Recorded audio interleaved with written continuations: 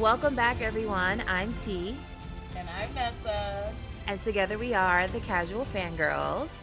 With Guardians of the Galaxy Volume 3 quickly approaching, we felt that it was only right to revisit the previous Guardian films.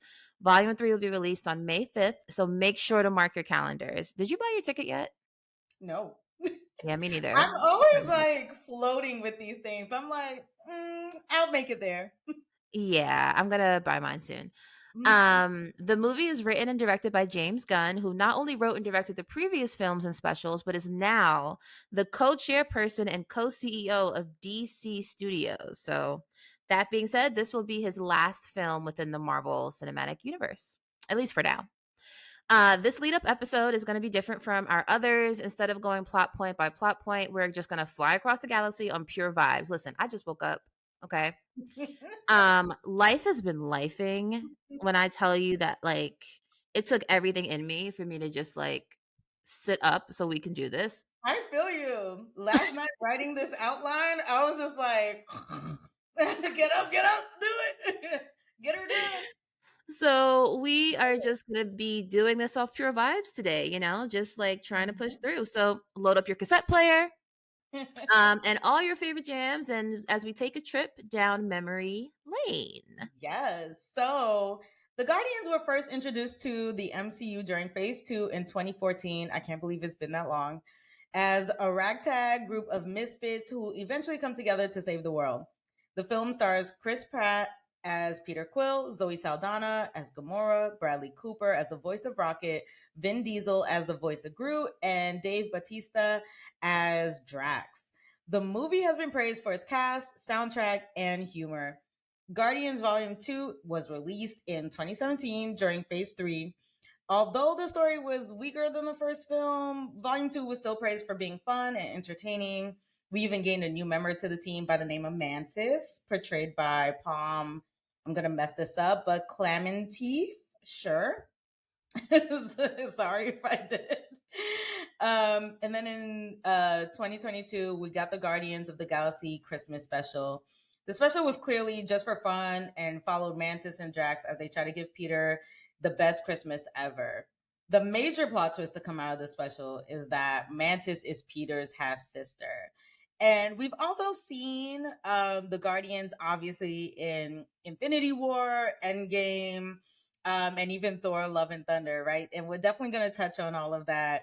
But we wanted to isolate a little bit, like their independent projects that they've put out. And so, T, I got to ask you, what was your first encounter with the Guardians and how do you feel about the franchise overall? Like, let's start with Volume 1 and then we'll kind of make our way through the timeline here. Which timeline? No, I'm joking. The sacred timeline or like something other. Okay. Anyways, I think my first time watching Guardians was so I honestly don't know why I can't remember my original introduction to the MCU. I'm lying. I do. I remember when I first saw Iron Man. I was dating someone that a mutual friend of ours. Wait, did we all go see that together? No. We saw there was a movie that we saw together and I just can't remember which one it was. I don't I know I saw Iron Man and Avengers with I'm sorry, I'm going way off topic now, but now this is bothering me that I don't remember. But in any event, because that was 2008. So yeah, I was dating him in 2008 and then 2012 right after we graduated. Yeah, we weren't dating at the time, but I think it was Avengers maybe. Anyways, long story short, I remember seeing the Iron Man 1 and 2 in movie theaters. I saw Avengers in movie theaters. Um and then it's like a blur. I saw Black Panther in movie theaters, and then it's a Mm. blur, and then I remember seeing Endgame. And I don't remember seeing any other movie as it came out or like, whatever. So during lockdown, quarantine lockdown, I decided to go through and do it in timeline order. And that was the first time that I remember watching. I'm pretty sure it's the first time I watched Guardians. And I know because I was like, I didn't want to do it. I had no emotional attachment to these characters at all. And so I had to like force myself to do it just to make sure that I completed the set.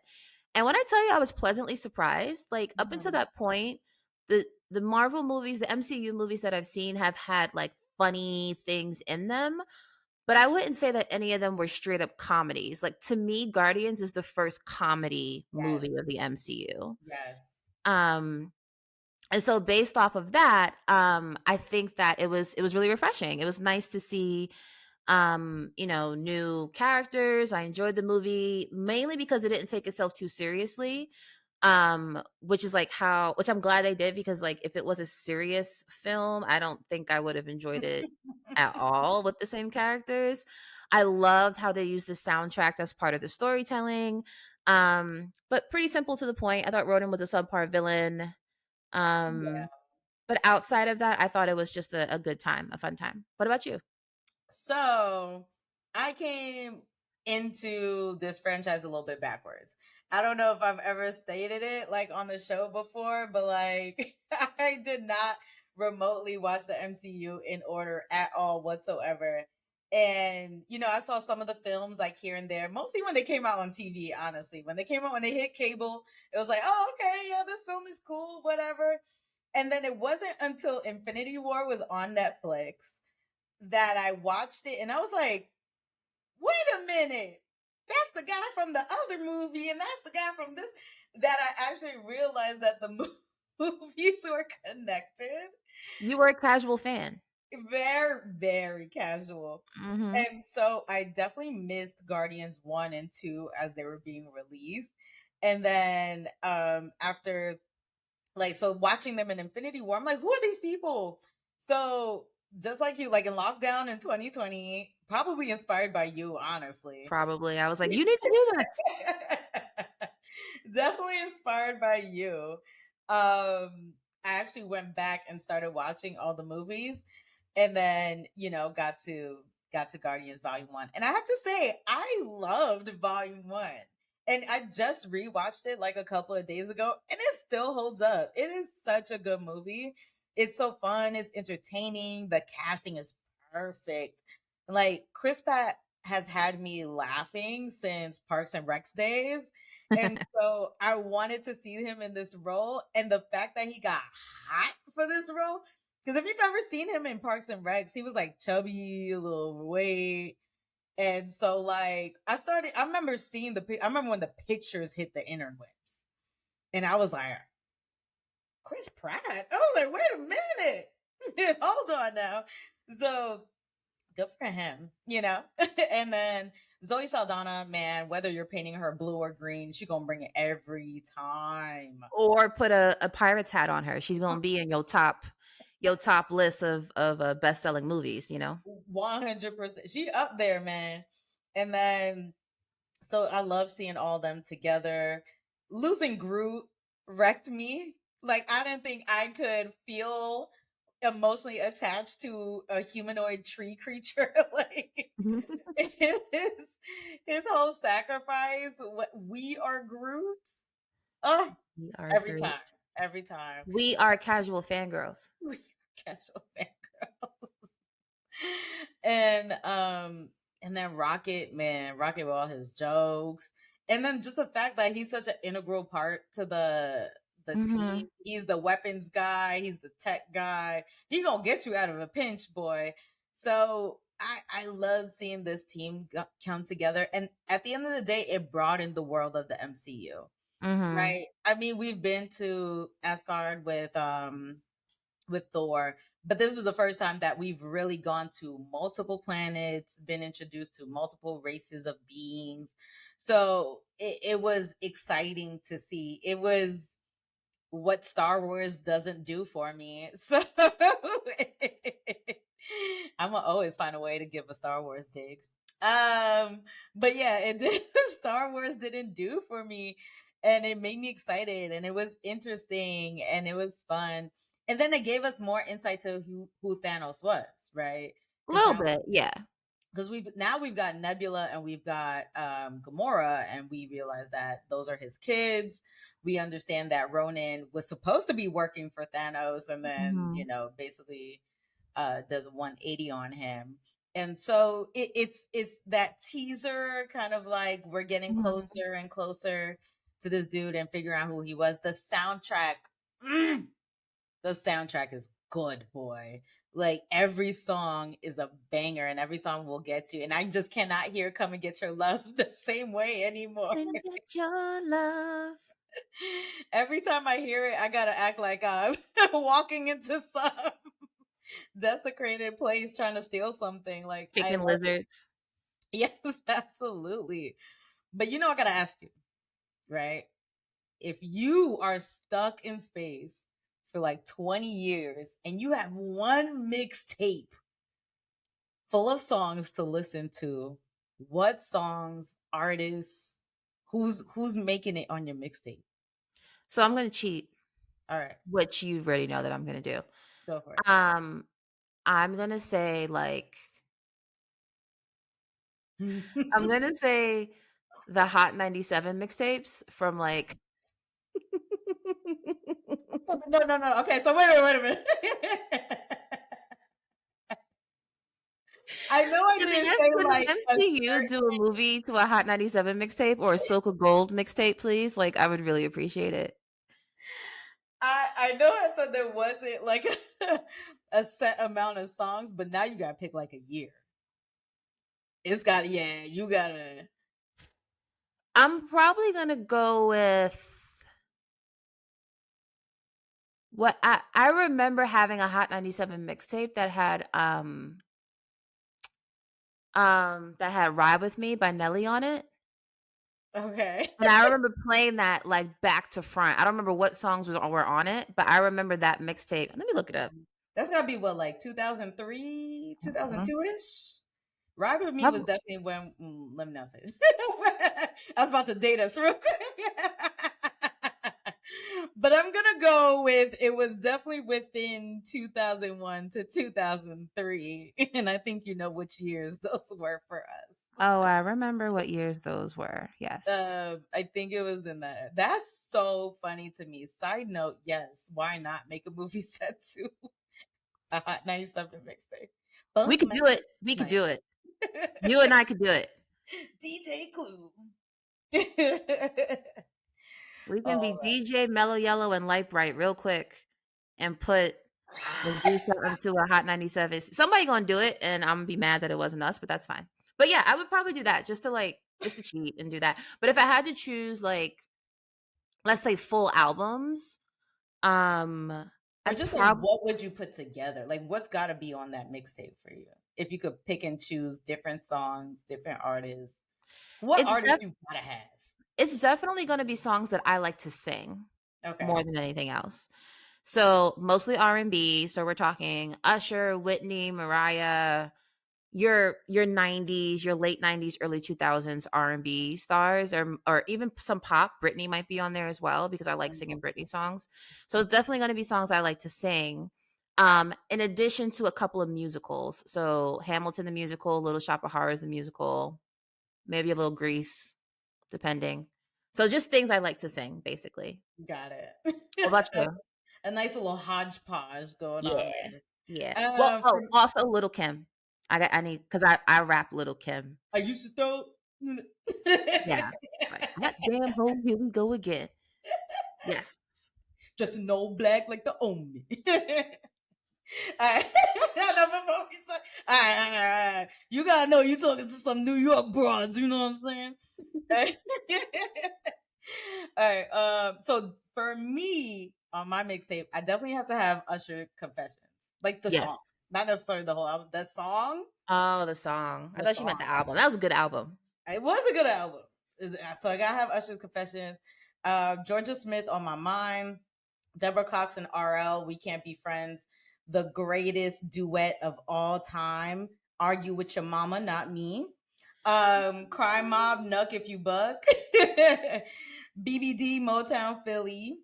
A little. I gotta have some '90s pop in there. I couldn't pick and choose which songs exactly I wanted, but I know definitely maybe a little NSYNC, a little Backstreet Boys, a little Britney gotta be up in there. Some, a little something. And then I was going through my list and I was like, oh man, I gotta have New York on here.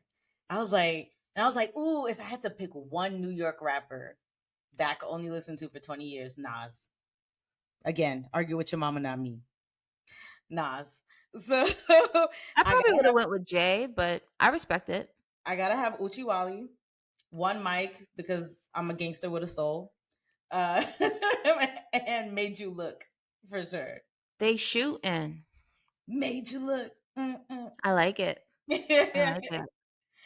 So that's my mixtape for 20. Yeah, I wonder like I would probably have to put at least one Barris Hammond song probably on there too. Yeah. Some like older school reggae. I don't think I need like dancehall, but something like I could just groove to and like rock out to. I'd probably put something like that on there I'm too. in love with a man nearly twice my age. I don't know what it is, but it's something from my youthful days. I don't know the words. Now that you say that, now I gotta have Egyptian Hojo on there. Oh, I gotta have Egyptian yeah. Hojo But on there. okay, so here's the thing. Am I like on a stranded island by myself? Because if I'm by myself, I don't want hold you on there because I'm a feel away. Because you don't got nobody hold you. I don't got nobody to hold me. You're not on a stranded island. You're like Quill. You're in the galaxy, but it's just you have no connection to Earth music except for this mixtape. Nah, I want hold you on there because if I'ma have my own little Pollock painting like he did on his ship, Imma need that song. I feel you. Mhm. I feel you. I feel you. That was fun. All right, let's get into volume two. Tell me what you thought about volume two. So volume 2, I also wasn't super excited to watch because I don't learn. But I did watch it during that same, like, marathon of going through the MCU movies in the timeline order. I wasn't as into it as the first movie. I think that the plot it sounds weird, but I just didn't really care about the plot as much as I did the first one. Not that the whole father-child dynamic isn't one of the better, like, tropes in the MCU. Everyone has, like, a complicated Messed up daddy. relationship with their father or parent. Well, actually, it's mostly fathers, right? I Mostly don't think fun. we have any mommy issues really in the MCU, like, with a deadbeat mom, so to speak. I mean, Janet was disappeared for 30 years, but I don't know if I'd call that deadbeat. But okay, anyways. Um, She was stuck yeah. with with Huh? she was stuck with Kane.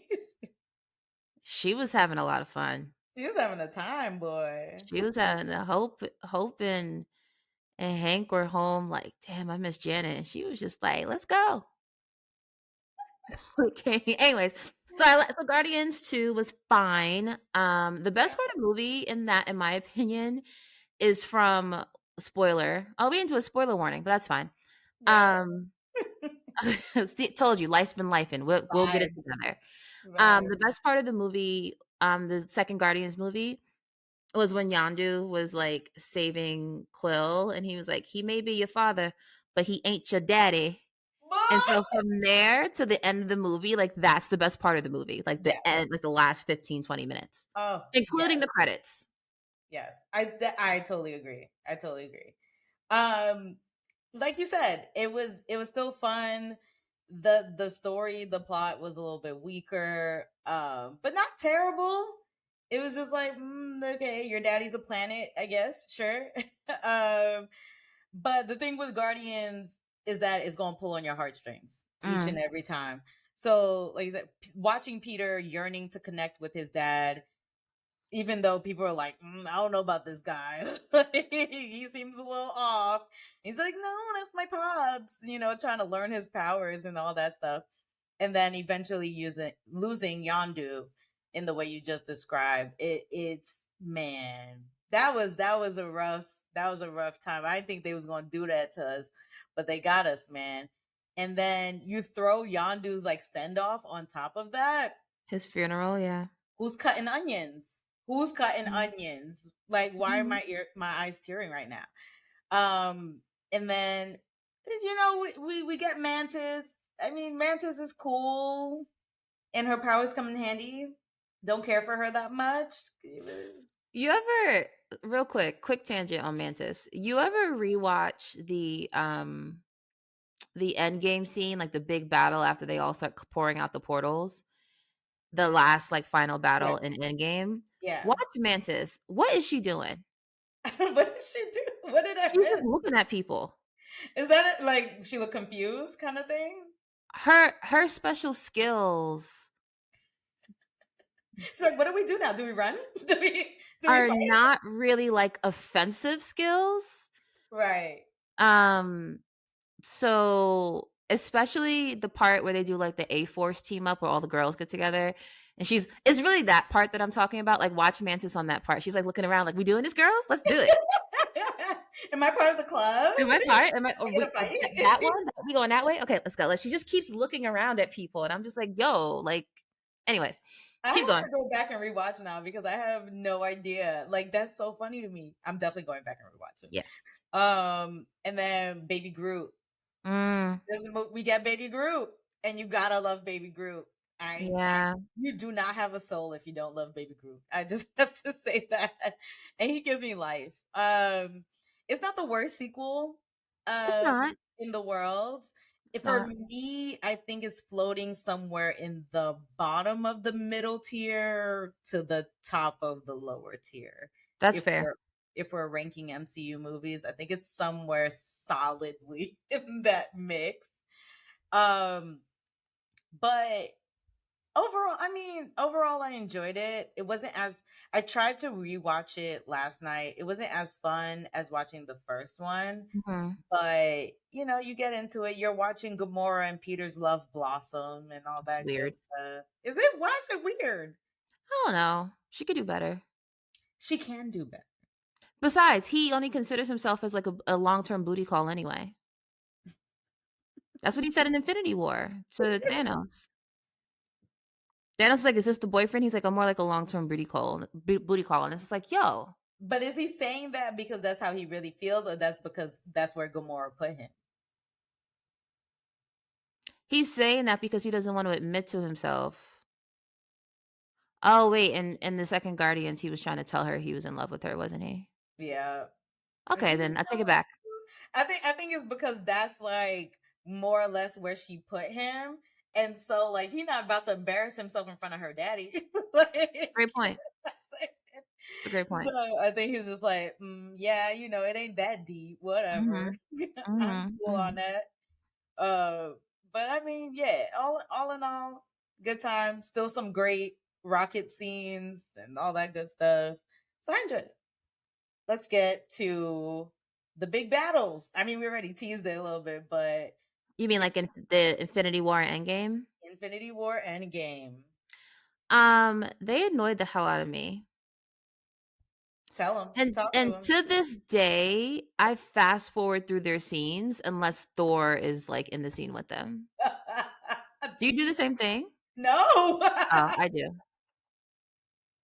That's talk to me about it, I please. think I think it's because I'm just really annoyed at how, like, idiotic Star-Lord is in Infinity War because of like, I wanna rip my hair out every single time Star-Lord starts beating on Thanos as they're trying to get the glove off, Oh, because it makes me so mad. It makes at, me so mad, and I honestly don't feel like he gets enough flack for that, at all. At all. Like nobody at all. at all. Nobody even talks about it. In Man. Endgame, I'm annoyed because Gamora came back when Natalie, Vision, and Tony remained dead. Spoiler. He was not Like, having it. it's just like we care about these other people more. Maybe not Vision, but I guess Vision because of his like tie to Wanda. But definitely Natalie and Tony. Okay, Tony had to die. Bring Natalie back. Tony had Anyways, to die. um, and then I would just say overall that out of all the franchises within the MCU, like Iron Man, Captain America, Thor, Ant-Man, Spider-Man, they're all like mini franchises. Guardians is probably definitely the one I care for the least. Oh, Yeah. dang. I'm not saying that all the other franchises are better. That's different. What I'm saying is that when it comes to the characters, I don't really like the Iron Man trilogy is not all that great. Like the Iron Man 1 was great, Iron Man 2 and 3 are meh at best, but I care about the character Tony way more than I care about any of the Guardians. Okay. So, like if we were talking about like if they were coming out with an Iron Man 4 or a Guardians 4 on the same day, what am I going to see? Iron Man 4. Exactly. I feel like even if they knew it was going to be trash, like Iron Man 3, people are still going to see Iron Man 4 over Guardians 4. Okay, that's fair. That's fair. I get it. I get it. I mean, they definitely did play a huge role in the Infinity Saga, especially in those last two movies and stuff. Um, and like you mentioned, man, Peter gives us one of the biggest upsets in the world. That I will never forgive him for that. I'm definitely with you on that. I will never forgive that man for that. For oh, it makes me upset every time. But I don't skip past it. I definitely watch it just so I can be mad at it every time. Makes me so Um, mad. and so, him beating on Thanos, messing up the whole plan, it leads to the snap, and we lose half of the universe, y'all. Half the universe is gone Mhm. because this man could not keep his emotions together. Crazy. And then so we have Nebula and Rocket who participate in the time heist after spending 5 years together. And I have to say, I'm interested to see if that shifts the dynamic in the team. You know what I mean? Because it's like, That's a great point. They have 5 years together that everyone else doesn't. yeah, they were the surviving ones. So they She had gave all him a Christmas gift. She did. So I'm curious to see moving forward, like how that affects the team, if their relationship is still developing, if they're closer, if it's weird for everybody else. Like I'm curious to see how everyone's going to react when we come back because we don't really get much of that when we see Mhm. them in Love and Thunder. Like we can't really tell what's going on. So I'm curious to see what that's going to be like. And then uh in Endgame, Nebula is captured by her past self. And then through a series of events, Thanos comes to the present, right? We get the whole big on your left battle that everybody loves. And then 2014, Gamora makes her way to the present. And because movies are going to movie, she doesn't get snapped along with the rest of Thanos' army, which is weird. Because if you're Tony and you're like, hey, I need, snap. I need Thanos' army to be gone. I need our opposition to be gone. Why would Gamora be left behind? So that's actually a good point, and this is where like computer logic comes in, right? I'm gonna make it I have no ridiculous. idea where you're going with this, but go. Huh? You said you do know where I'm going with I said this? I don't, but I'm here. So, right, there are multiple commands you can put into the system, so to speak, to get rid of Thanos, and it's just like which one did Tony use? Now, if he would have said get rid of everyone who's from 2014, Gamora would have been part of that. The other Nebula was already dead, so it didn't matter, Yeah. right? But Thanos and all of his army would be part of that because they all came from 2014. If he said get rid of all of our enemies, Gamora doesn't count because she had already switched sides, and him having the mind stone and the gauntlet makes him ever omniscient, if I said that word right. And so he wouldn't get rid of her, like she wouldn't be caught up in that. um and I guess specifically to your point, if he said get rid of Thanos and his armies, again there's some gray area there because she defected before that happened. So it depends on which Interesting. command he put in the system. Okay. I'll buy it. I'll take it. The movie's got a movie. I'll take it. But that's actually a good point that no one brought that up. What are you still doing here, right? Why are you still here? How did you Right. make it through? Um, and so I mean, yeah, we could. I don't think we'll ever get a full We explanation about will. that. But that was just something that was in my brain that I was like, wait, how is she the one that's left behind? But we need her because we can't get rid of too many people from the franchises and stuff. So and she's gonna pop up in volume 3 for sure. So we'll Mhm. see what happens with all of that. And then we briefly see them in Love and Thunder, where they, basically dropped her off. Looks like they're still up to their old ways, trying to Mhm. save different planets from people and stuff like that. So nothing major on that end. Anything about Love and Thunder you want to say for them? No. No. And then we get the Christmas special. How did you feel about the Christmas special? I thought the special was fun because it was cute that they tied something from the first couple of volumes into it by bringing in Kevin Bacon and having him play himself. And I was listening to a different pod about Infinity War, and and I think someone was just like, "Is Kevin Bacon still like the greatest person ever?" Or Thor said something about, I don't know, Kevin Bacon. He could be on the team now. I don't know. I haven't been there in a while. Like that was funny. So bringing that back with the Christmas special was really fun. I thought it wrapped up too quickly, and it was kind of like, what was the point of all this? Um, except just to give us some time with them so that they can piece together what I thought was already common knowledge that Peter and Mantis were siblings. I thought that was obvious, in my opinion, but whatever. I Um, didn't. I always assumed she was Ego's kid. I don't know why I did. Hmm. He I was did. running around making male genitalia for all these different species. Why wouldn't she be his kid? I mean, and now thinking back on it, it makes sense. But I guess it's because she always said like, "Oh, my master, my master." Yeah, he found me Uh, when I was a larvae. It's like, right. His yeah, larvae, apparently. yeah. And Uh, then the last thing about the holiday special I'll say is that how did wait, where is it? Crap, I lost my place. Uh-huh. How did Nebula get Bucky's arm? that is the question that we need answers to. That's what we need to know. And I'm gonna need them to answer that in volume 3 somehow, some way. I don't know how, but like put it in there, sneak it in there. Like I want to know, when did she? How? When? It couldn't have been. It wasn't after Endgame, no. She just snatched it. And was like holding on to it. She's like, Rocket's gonna love this. So I think No, because he has it in Falcon and Winter Soldier. he no, he doesn't. He doesn't. Don't the Wakandans give him a new one? And what? Oh no, they come and disable it or something. Crap. Yeah, they disabled it and then put it back on. Yeah, Okay. So no, yeah, he does have it. He does have it. it's just so Yeah, I don't weird. know. How'd you get it? But How did you get it? I have all the same questions, so I hope they. Especially because by that point she was off world because they flew away Mm. at the end of Endgame.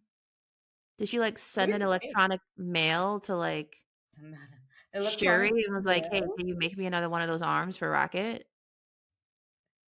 Nah, I think either she stole it somehow, some way, or it's a fake. Oh, Maybe it's could a be. replica. I don't That know. could be. But I didn't love the holiday special. I didn't hate it. To me, it just felt like they were kind of trying to pull on like a whole nostalgic thing where Mhm. where we used to have um holiday specials for things like Star Wars and whatever and all that stuff. So, and I mean that's cool. Like it was a nice little one-off kind of thing. I ain't mad at it. I don't care that Mantis and Peter are brother and sister. It doesn't add anything to the story for me. It doesn't do anything for me. I'm happy it made him happy, but and I don't I whatever. would have almost preferred a love story between Drax and Mantis.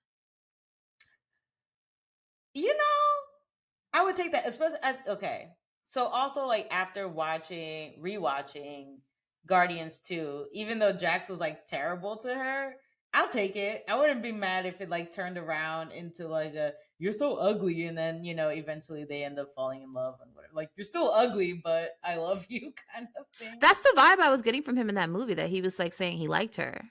Yeah. So I mean, I would have went with that. I would have enjoyed that thoroughly. But Yeah, it would have been very interesting to watch how awkward the two of them are. that would have been fun. I mean, especially after they've gone on that whole adventure. Bringing Kevin Bacon, that was great. Um, yeah, it was good. It It's didn't do fine. anything, but yeah, it was fine. It was fine. It's fine. It was fine. It was okay. What are some of your favorite moments?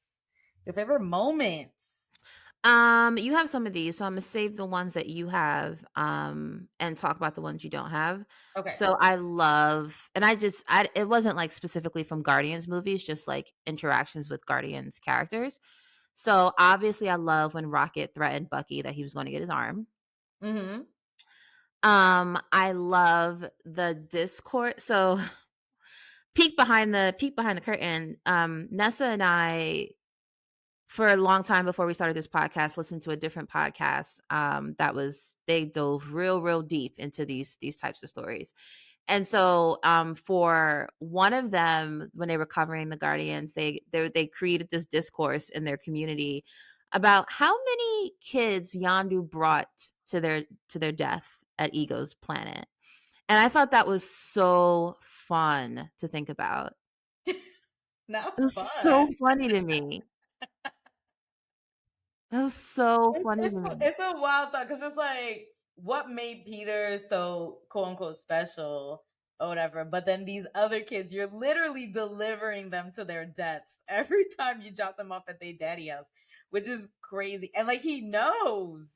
At some point, he figured it out, At some point he knows. He's like, these kids are not coming back and I've never seen them again. and it's Like like, when did you notice? After, like, number 1,999? Like, I don't understand.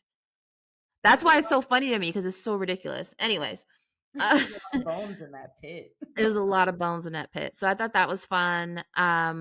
Groot giving his arm for Stormbreaker, I thought was Yeah. amazing. Mhm. And then I have 2 other things, but you're gonna talk about them, and then I have the fact that Drax doesn't understand metaphors. Like, they very specifically, like, call that out in the first Guardians movie. But by the time Infinity War comes around, he's, like, acting invisible, and I'm not saying that these 2 are related, but it's like, you are an individual who can't understand metaphors, but you are so funny. First of You are you're acting like you're invisible, and then the whole, like, asking Tony, "Why is Gamora?" That's just chef's kiss. It's so funny. but it's like his whole thing is so inconsistent. It really Like, is. just one minute he doesn't get the humor, but the other minute he does, and he can't make a joke, but then he's making all these other jokes. So it's like it's however they see it fit. He's never 100% just literal or whatever. Yeah, yeah. So it's kind of funny to see like when those moments break, and it's just like, oh, okay, there you go. It's so Because you dumb. literally can't have a character who's like that forever. So I No. I, I love that. That's funny. So what Uh, about you? What are your favorite yeah. moments? So some of the moments that we shared together was the prison break, right? The whole prison scene for me, like when they're walking through and they're like, Peter is our booty. And if you want him, you gotta go through us. Or better yet, we're gonna go through you. And then Groot just sticks his finger twigs, whatever, up that dude's nose. I was like, ooh. And I think it was because like it's so funny because Groot is like this gentle giant, this lovable creature and character, but vicious. If you want to He's talk about death count, he's probably got the highest one off the team. he's a goon for real. For real. And you never see it coming. He is that silent, strong type that like ain't no talking. Ain't no Mhm. tell me when to go. Tell me when to go. Tell me when to go. Go. So I love that scene, and then the whole like I need his leg, and then they get him the leg, and he's like, "Why'd you need it? I just wanted it. I don't know. I thought it'd be funny. Like, look at him." And then Rocket turning the whole the guard station into a ship, like that was crazy. That was dope. That was fire. Um, and let's see, what else do we have? Did we talk about Yondu send off? No. The No. send off. That was beautiful. His funeral was great. I cried. I did. Oh, onions, That onions. got me. That As was soon as he said, "He may be your father, but he ain't your daddy." I was like, he ain't your daddy. And then Peter's like, no. And they're "No." flying up and he starts freezing. And I was like, man. They gave him That's the rapid sad. send off. I was just like, He saw the colors of a gourd. gets me every time, bro. Gets me every time. Rocket taking the Ravagers out in Volume 2. That was That dope. was That was good. Like they're just walking through the forest and everything like that. And he's like humming on the thing, and they think they got him, and then they step on the trap, and then all those needles come flying in their face. I was like, yo, that's crazy. And then just the way they all spin on each other. Mhm. So yeah, I thoroughly enjoyed that. Did we get all of them? Yeah, I think we got all of them, Yeah, yeah. yeah. I mean, those were obviously there's other ones. There's great jokes everywhere, Mhm. but those are definitely like the standout moments that I have 100% for sure. So we have Volume 3 coming out Volume 3. very soon. I need to know. You got any predictions? Any theories? Conspiracies? I think everyone is of the notion that Rocket is not going to be with us past this movie. I Mm, think right now the consensus is that people assume he's going to die. I think we should need to prepare ourselves for that to be a real possibility because they killing people. mm, Spoiler alert for Black Panther, people died that I did not expect to die in Black Panther 2, okay? 100%. Um so since Endgame, people been dropping like flies, I feel like. Ramonda, T'Challa, Natalie Portman, who's Jane Foster, who else? I feel like in every movie somebody died. Um Aunt May, Jesus, they killed Aunt May. Like, come on. So I kind of feel like they just they might do it. I like your theory a little bit better, if you'd like to share. Sure. So, like everybody else, I was on the train of like, oh, Rocket's gonna die because they just keep putting. He's on all the posters. They're like, they are so hyper focused on him. But then, okay, so rewatching Volume 1. I sent T some screenshots of like when they first get arrested and they have all these like stats on them and stuff and who they're affiliated with and everything like that. And so Groot and Rocket had a couple people on there who they were affiliated with that I was just like, who are these people? So I kind of did a little bit of research into Rockets, and there was a person who was affiliated with, I forget, I blank on the name now, but I think it was like Lila or something like that. Mhm. And so I'm like, who's this person? Or, who's Lila? And it turns out it was his girlfriend from his home planet who's an otter. And now in the recent trailers, we see him hugging an otter creature. Do you? Yeah, he's hugging an otter creature. And then there's some other like hybrid looking or, enhanced whatever looking creatures running around too. So I was like, what if he doesn't die, but instead decides to go back to his home planet and help, I guess maybe free his friends, his people, his race. I don't know what to call them. But what if he decides to go back to his home planet and separate from the Guardians? And that's what it is. Instead of him dying, it's just him leaving the team to go serve a different purpose. I So think I think you hit the nail on the head, definitely. I can definitely see him being like, "I need to go get revenge on the person who created me," because he's very angry about it. And then when he goes and does that, stumbles upon everything and is like, "Oh, I can't leave these people. They're broken like me and I got to stay," and yada yada yada. But I think from the more I haven't seen the full recent trailers because I've stopped myself from watching multiple iterations of trailers. But I do know that the way they're presenting it is like this is the last Guardians movie-ish. yeah. So I think they're setting up for the Guardians to split up. Like Mhm. to like break up the band basically. And it makes sense because James Gunn is leaving, right? Mhm. Um so yeah, I think you hit the nail on the head. I think it's definitely gonna be something like that. Yeah, I think it's gonna be a split off. I don't. At least that's what I'm hoping for. Nobody wants to see Rocket die. No, Nobody wants that. no. So I'd much rather it. The like you said, the band is breaking up. People are going their separate ways, and we'll see them in the future in other movies and whatever. But we'll see. We're gonna find out soon, y'all, and we'll be back here to talk about it once We gonna again. talk about it. For sure. All in all, I'm excited to see the movie. I'm sad that we're gonna be losing James Gunn at the helm of this franchise. I think it's been a very solid franchise. I expect it to do well. I expect the movie to actually be good. I'd be shocked if it flops.